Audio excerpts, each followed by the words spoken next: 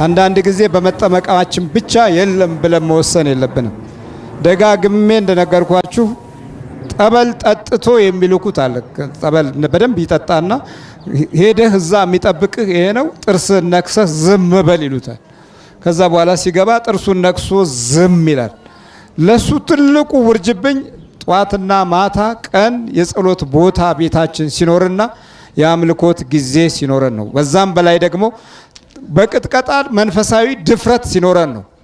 ሲያመን ምልክቶቹን ተከትለን ለምሳሌ በመቁጠሪያ ስንመታው ማቃጠል፣ መብላት፣ መውረር፣ በሰውነት ውስጥ መሄድ፣ ስትመታው እንደ ድንጋይ መሆን፣ ይሄ የመኖሩ 5 ምልክቶች ናቸው። ማቃጠል፣ መውረር፣ መብላት፣ በሰውነት ውስጥ መሄድ እና እንደ ድንጋይ መሆን፣ እነዚህ 5ቱ የመኖሩ ማረጋገጫዎች ናቸው። ከዛ በኋላ ስትቀጠቅጠው መጨረሻ ላይ አንዳንድ የማትፈልጋቸውን ድምጾች ትሰማለህ። ከውስጥህ ማውራት ይጀምራል። በመጨረሻ ማን በኢየሱስ ክርስቶስ ስም ስትለው ቡዳ ነኝ ይላል፣ የሚስጥር መተት ነኝ ይላል፣ ዛር ነኝ ይላል። ከዚህ በኋላ ምን ያስፈልጋል? የውጭው ዓለም ተማሪዎቼ በብዛት ይህንን መንገድ ተጠቅመዋል። ውጭ ያሉት ማለት ነው።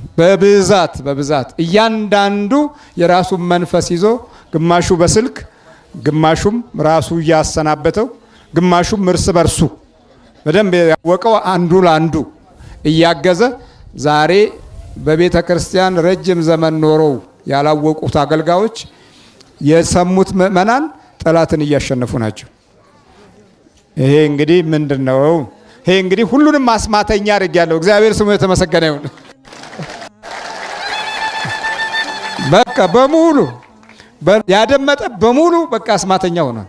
ይኸው እዚህ መካኒክ አለ እኮ እዚህ ትእዛዝ እየሰጠ የሚያሰራቸው ይሰራሉ። ይሄን አላል ቤት ስታስጠርገው የነበረች እህታችን ትዝ አይላችሁ? 10 ሰዓት ተነስታ ወጡንም ሁሉንም አጠናቆ ሪፖርት ያቀርባል። ጨርሻለሁ ይላል። እለዋ ላይ ሆኖ ማለት እኮ ነው። እሱ አይደክማትም።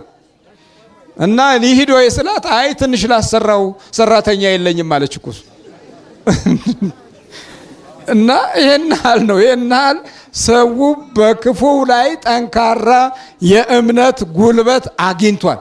አንተ ፌዘኛው ግን የሱዳን መተት ነው እያልክ ሂድ ቀልደው ምንም አታመጣም። ደግሞ አይገርምም?